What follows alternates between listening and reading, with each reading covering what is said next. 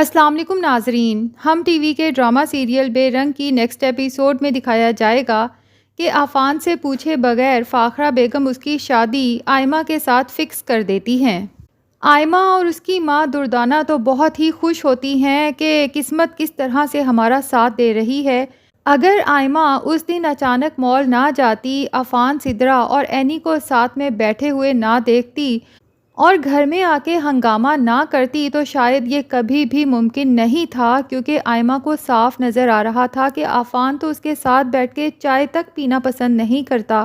شادی کے لیے کہاں مانے گا۔ آئمہ کی تو سمجھو لاٹری لگ چکی ہے اور وہ انہی خوش فہمیوں میں ہے کہ اب جب کہ خالہ نے خود شادی کی ڈیٹ فکس کر دی ہے تو عفان کو میرے ساتھ نکاح کرنا ہی پڑے گا، اور ایک دفعہ نکاح ہو جائے اس کے بعد میں عفان کو اپنی محبت کے جال میں بڑے آرام سے پھنسا لوں گی۔ لیکن یہ آئمہ کی محض خوش فہمی ہے، کیونکہ عفان کو تو پہلے ہی آئمہ سے بہت چڑ تھی، لیکن اس دن کی حرکت کے بعد جو آئمہ نے گھر آ کے اینی کے کریکٹر پر الزام لگایا کہ وہ عفان کے ساتھ بیٹھی خوش گپیوں میں مصروف تھی، جس کی وجہ سے ممی نے اینی کی بہت انسلٹ کی، عفان کو آئمہ سے مزید نفرت ہو چکی ہے۔ دوسری طرف فاخرہ بیگم ڈبل گیم کھیل رہی ہے عفان کے ساتھ۔ ایک طرف تو اس کی شادی اس سے پوچھے بغیر ہی آئمہ کے ساتھ فکس کر دی ہے 1 مہینے کے اندر،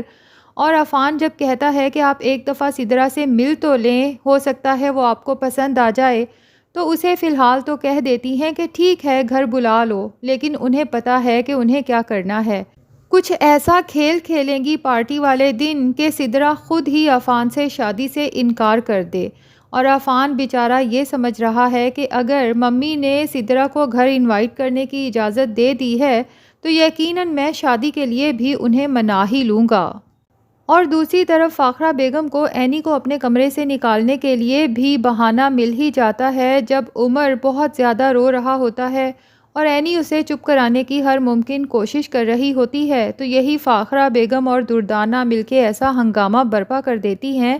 کہ اینی سے تو بچہ سنبھالا ہی نہیں جاتا۔ اس لیے اینی اب واپس اپنے کمرے میں جائے گی اور میں عمر کے ساتھ والے کمرے میں رہوں گی تاکہ ہر وقت عمر پر نظر رکھ سکوں۔ اب فاخرہ بیگم چال یہ چلنے والی ہیں کہ سب کو یہ یقین دلانا چاہتی ہیں کہ اینی صرف اس گھر میں رہنے کے لیے عمر کا بہانہ بنا رہی ہے، نہ تو اسے عمر سے پیار ہے اور نہ ہی وہ عمر کی کیئر کر سکتی ہے۔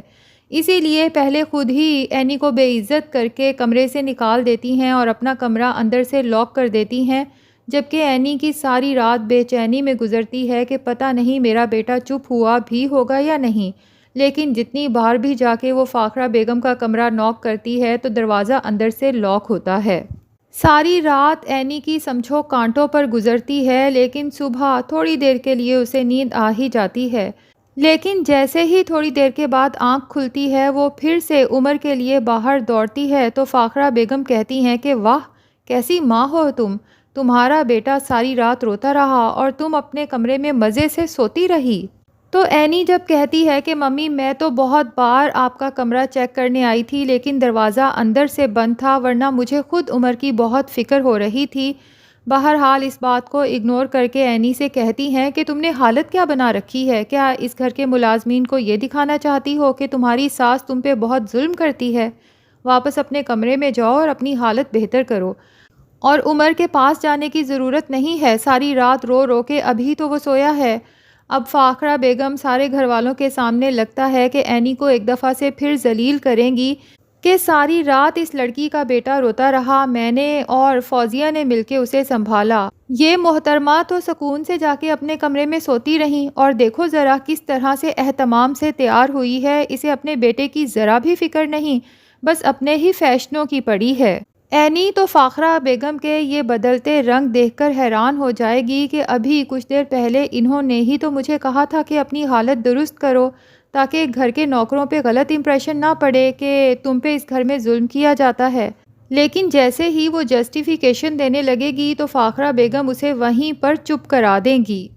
دوسری طرف وہ ایمل کو بھی اپنی ہی بہن اینی کے خلاف کر چکی ہیں اپنی چالوں کے ذریعے۔ دراصل وہ چاہتی یہ ہیں کہ اس بار جب اینی کی غلطیوں کو ہائی لائٹ کر کے اسے گھر سے نکالا جائے تو اس کے حق میں بولنے والا کوئی بھی نہ ہو۔ اور یہ فاخرہ بیگم جو ان خوش فہمیوں میں ہے کہ آئمہ کو اپنی بہو بنا کر وہ بہت عقل مندی کا فیصلہ کر رہی ہیں، کیونکہ آئمہ اور اس کی ماں دردانہ بھی ہمیشہ فاخرہ بیگم کی ہر بات پہ ہاں میں ہاں ملاتی ہیں، تو انہیں یہ خبر ہی نہیں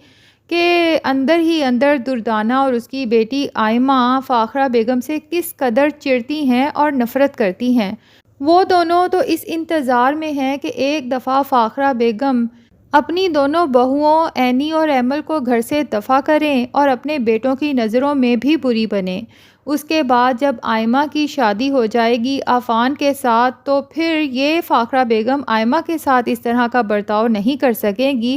کیونکہ فاخرہ سوچ چکی ہے کہ شادی کے بعد جب فاخرہ بیگم آئمہ سے بھی وہی سلوک کرنے کی کوشش کریں گی جو اپنی باقی دونوں بہوؤں کے ساتھ کرتی رہی ہیں، یا پھر آئمہ پہ اپنا حکم چلانے کی کوشش کریں گی، تو دردانہ بھی سارے بیٹوں کے موجودگی میں ہی اپنی بہن سے کہے گی کہ باجی کسی بہو کو تو گھر میں بسنے دو، اپنی پہلی دو بہوؤں کو تو تم پہلے ہی دھکے مار کے گھر سے نکال چکی ہو۔ تو تب جا کے فاخرہ بیگم کو پتہ چلے گا کہ وہ تو آستین کا سانپ پال رہی تھیں۔ بہرحال یہ تو دردانہ اور آئمہ کے ابھی خواب ہیں، کیونکہ لگتا نہیں ہے کہ عفان کبھی بھی آئمہ کے ساتھ شادی کے لیے مانے گا۔ ہاں البتہ یہ پاسبل ہے کہ فاخرہ بیگم اس کی شادی سدرہ کے ساتھ بھی نہ ہونے دیں، لیکن جب عینی کے کردار پر عفان کو لے کے بار بار انگلی اٹھائی جائے گی، خاص طور پہ جب آئمہ عینی کو سب کے درمیان بے عزت کرے گی کہ عفان میرا ہونے والا شوہر ہے، تو اس لیے بہتر یہی ہے کہ اس سے دور رہیں۔ اور فاخرہ بیگم بھی اسی بات کو وجہ بنا کر عینی سے کہیں گی کہ شوہر تو تمہارا مر چکا ہے، عمر کو میں سنبھالتی ہوں، وہ تو تم سے سنبھالا نہیں جاتا، تو پھر تمہاری اس گھر میں اب رہنے کی وجہ کیا ہے؟ بہتر نہیں کہ تم اپنے ماں باپ کے پاس چلی جاؤ۔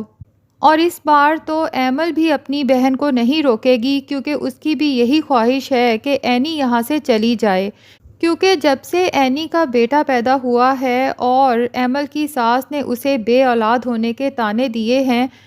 تو ایمل کو ان انٹینشنلی اپنی بہن عینی سے چڑ ہونے لگی ہے، بلکہ نفرت ہونے لگی ہے۔ لیکن عفان جب یہ دیکھے گا کہ میری وجہ سے عینی کے کردار پر بات آ رہی ہے، تو وہ عینی کا ساتھ کبھی نہیں چھوڑے گا، کیونکہ وہ عینی کی بہت عزت کرتا ہے، اور خاص طور پہ اس وجہ سے کہ عفان کے مرحوم بھائی نے اس سے وعدہ لیا تھا کہ عینی کی آنکھوں میں کبھی آنسو نہ آئیں، تم نے اسے کبھی اکیلا نہیں چھوڑنا، اور اس کی تمام وہ خواہشات پوری کرنے کی کوشش کرنی ہے جو میں نہیں کر سکا اور جو عینی ڈیزرو کرتی ہے۔